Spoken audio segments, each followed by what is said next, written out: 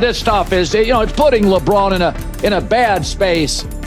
Listen, here's the good news. It's time to move off LeBron at some point in the next calendar year.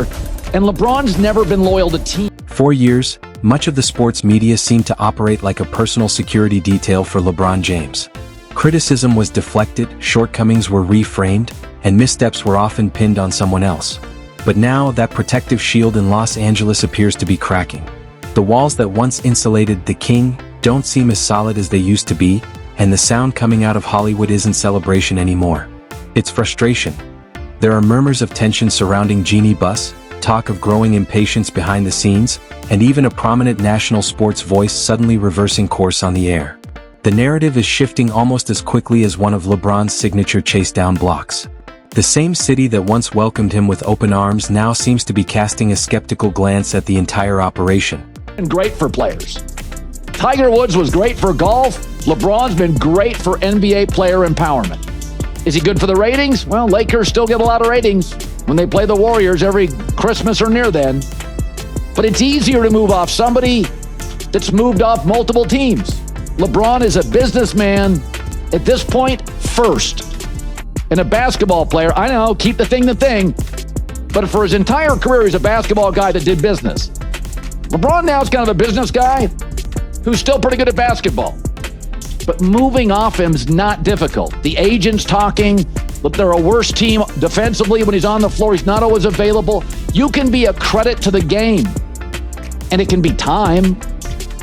But part of me thinks the Lakers sold this because the discomfort of the LeBron exit. LeBron's exit, he's been exiting his entire career. He exited from Cleveland, his hometown, twice.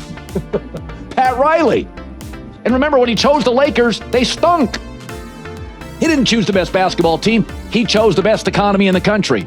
But let's take a step back and ask the question people used to avoid. Did LeBron James truly rescue the Los Angeles Lakers?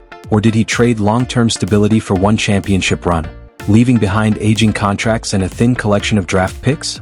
It's an uncomfortable conversation, but it's finally happening. In Tinseltown, the mood feels uneasy, and for once, the media isn't lining up with ready-made explanations. For years, the narrative was simple. LeBron arrived in Los Angeles, pulled the franchise out of mediocrity, and restored a historic brand to glory. But let's not rewrite history too casually. This isn't an expansion team struggling for relevance. This is the Lakers, 17 championship banners, generations of dominance, and icons like Magic Johnson, Kareem Abdul-Jabbar, and Kobe Bryant defining entire eras of basketball excellence. That came out about some of the sentiments that Jeannie Buss had towards LeBron James, like her feeling like he wasn't grateful that they drafted Bronny. She didn't like the fact how he tried to avoid blame and take responsibility for the Russell Westbrook debacle. She begrudgingly gave him a second contract. The only reason she gave him a contract extension because she didn't want the PR blowback. She thought his ego was outside. It was just a bunch of... This franchise wasn't stranded in the wilderness waiting for a savior. The Los Angeles Lakers have always been about structure, star power, and strong leadership. What they needed was direction and stability, not a rescue mission. Now consider Colin Cowherd. Anyone who's followed sports media over the past decade knows he consistently backed LeBron James. He argued passionately that LeBron had surpassed Michael Jordan in the GOAT debate, a stance that routinely set social media on fire. He defended LeBron's team changes, supported his influence over roster decisions, and often minimized criticism in the process. So when someone that invested in that narrative begins to hesitate, it isn't just background chatter. It signals a genuine shift. If Cowherd is now raising questions about what's unfolding in Los Angeles, that suggests the conversation has changed. He's no longer just reinforcing the storyline. He's starting to voice the doubts that many were reluctant to say out loud. Derek Jeter situation. This is not Magic or Kobe. LeBron's easier to move off. It's been a mutually beneficial relationship. His net worth has almost doubled since he came to LA. He came to LA for basketball, 60%, and business, 40%. I mean, he kept the thing, by about year 2. His net worth is almost double. Net worth. He's expensive. He's not always available. He's not the player he once was. Lakers are so bad defensively, and statistically, they're worse when he's on the floor. So I've said it forever. Really, really confident, successful men are bad at exit. The Los Angeles Lakers have every reason to feel frustrated. The roster feels cramped, the future uncertain, and expectations are sky high, but the results aren't keeping pace. When even longtime supporters and media defenders start expressing doubts, you know the situation is serious. It's remarkable it took this long for someone on national airwaves to call it like it is. ***, Colin Cowherd serves his interests. Full stop. This isn't Derek Jeter sticking with one team his entire career. This isn't Magic Johnson or Kobe Bryant tying their legacies to one city for life. LeBron's career has always been strategic, calculated, and opportunistic. He didn't join the Los Angeles Lakers because he dreamed of hanging Showtime-era banners. He joined because it made sense for him professionally. Mind you, the Lakers had really regressed to, I would never say irrelevancy, because we're talking about the purple and gold. We're talking about one of the greatest basketball franchises, one of the top 2 basketball franchises in sports annals. There's no doubt about it. But the other side to it is that LeBron did resurrect the Los Angeles. He landed in Los Angeles because it's the entertainment capital of the world. Business ventures, production deals, brand building, the city was a ready-made platform for him. And here's the uncomfortable truth. While the business side is booming, the basketball side is far less stable. That tension can't be overlooked. Colin Cowherd's breakdown wasn't emotional, it was rooted in the numbers. He highlighted that defensively, the Los Angeles Lakers haven't been dominant even with LeBron James on the court. He brought up availability concerns, the financial strain of a max contract at this stage, and the realities of the player empowerment era, which, let's face it, has blurred the lines between front office control and superstar influence. When an agent publicly discusses roster moves on podcasts, that's a clear show of power. And when power isn't matched by results, frustration grows quickly. Cowherd even went so far as to call the Lakers a mirage. On paper, the record might look decent some nights, but the blowout losses tell a very different story. Rim protection is inconsistent, long-term roster flexibility is limited, and structural weaknesses are impossible to ignore. There was a big story from Baxter Holmes, ESPN, detailing some of the strife inside the Laker organization.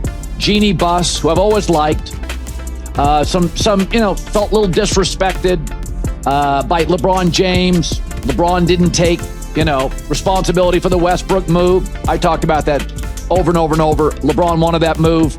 It was a disaster. Now Westbrook and LeBron don't get along, whatever.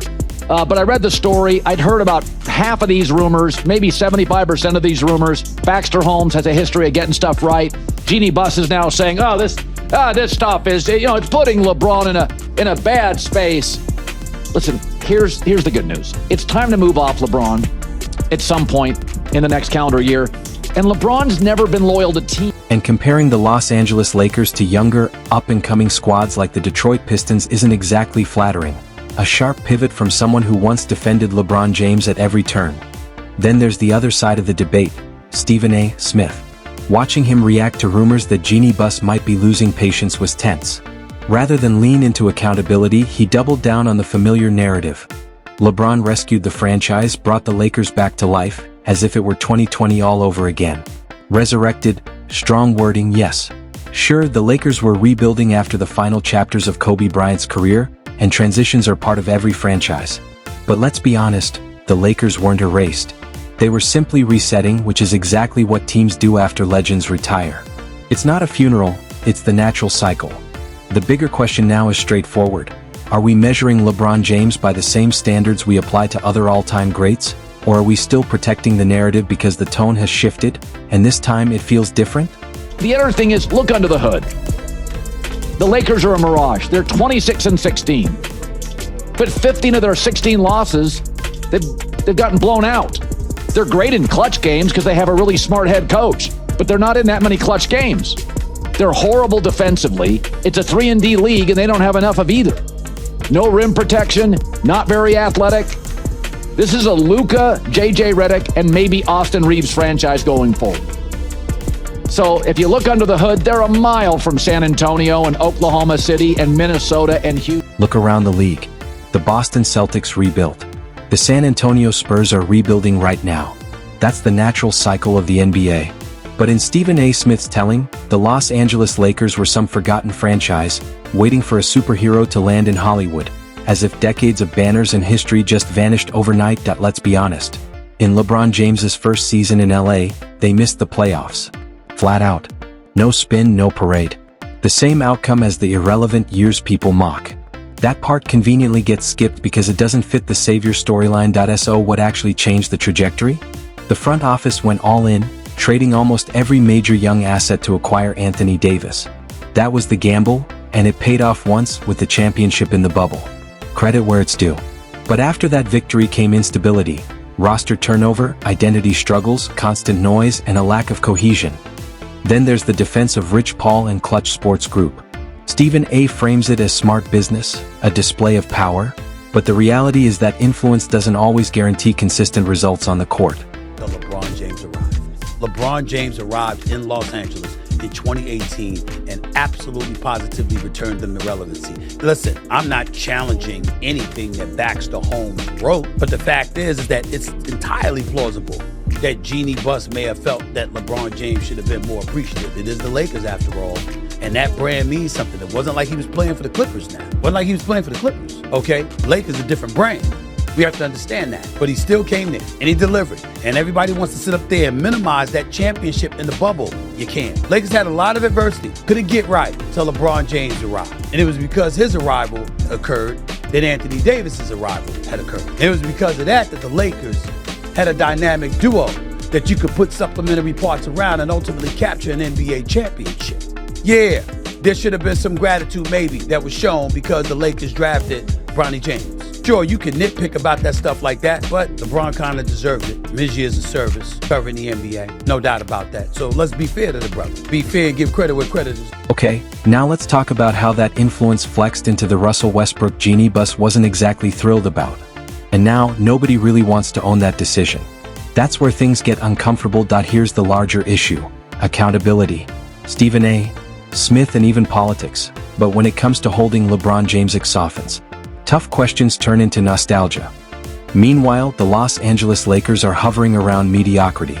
Career stats keep piling up: 40,000, 50,000 points, milestones that are undeniably incredible. But do those numbers fix transition defense? Do they stop 20-point blowouts? Do they solve long-term roster flexibility? Those are basketball questions, not branding ones. And here's the pattern critics keep flagging. Arrive, contend, win one, trade away the future, tension rises, and then step back from the fallout. History seems to repeat itself, and that's the uncomfortable conversation no one wants to headline. Does Rich Paul and Clutch Sports, talk about wielding their power, whatever? Well, let's pump the brakes on that, please. They do what any agent in their position or any agency in their position would do. If you have some muscle, you're going to flex it from time to time to ensure that your tenure is as successful as it possibly can be. You're going to make suggestions. They're going to be strong-handed suggestions like, you need to do this because if you don't, we're not going to be happy. I'm quite sure those kind of things have happened, but it's not a... It happened before with the Cleveland Cavaliers. It happened in Miami too. Miami managed the rebuild differently, but now in Los Angeles, the conversation is louder than ever. The real issue isn't rings or stats, it's narrative control. For years, coverage leaned one way. Now, more voices are asking the tough questions. What's the long-term cost of the LeBron formula? Rewind for a moment. Before LeBron James arrived in LA, the Los Angeles Lakers were building the old-fashioned way. Brandon Ingram was developing into an all-star wing. Lonzo Ball was learning to run a floor with upside. Kyle Kuzma was figuring out his scoring role. Not flashy but organic. Patient. Rebuilding with purpose. Was it a guaranteed championship? No, but it was sustainable. Flexible. It gave the franchise options. Then LeBron arrived and everything accelerated. The push for Anthony Davis reshaped the timeline. Draft picks gone. Young talent traded. Cap space locked. The Lakers went all in on a narrow title window, and yes, it paid off in the bubble. Banner secured, mission accomplished. But after that came 5 years of instability. Roster shuffles, coaching drama, constant speculation. That's not dynasty energy, it's chaos management. Reports even suggest Jeannie Buss wasn't fully comfortable with LeBron's last contract extension. Imagine that, one of basketball's most iconic franchises making decisions partly to manage public perception instead of purely on basketball logic. That's the LeBron ecosystem. Massive spotlight, influence, and reaction to every rumor. Even Colin Cowherd, Luka Doncic, younger, long-term, fully basketball-focused stars. That's not a minor tone change, that's a seismic shift. Meanwhile, Stephen A. Smith carved in stone like Jerry West's legacy. Staying in LA also aligns perfectly with media projects, production deals, and brand expansion. It's strategy, not romance. Alignment of interests, not a love story. And when those interests shift, so does the energy. Now the next trade deadline looms and the noise is building again. Will the Lakers make a bold move? Reports hint at hesitation, fear of backlash, fear of headlines. Ownership may be reacting to perception as much as basketball reality. That's the power of the LeBron orbit. Zoom out. This isn't just Lakers drama. It's league-wide. It's about the leverage one player can hold in the player empowerment era. When a historic franchise becomes reactive rather than proactive, it's a larger conversation. Meanwhile, fans keep buying jerseys, filling seats, hoping tweaks will fix systemic issues, but the pattern is familiar. High expectations, middling results, early playoff exits, off-season questions. *** Colin Cowherd, while Stephen A.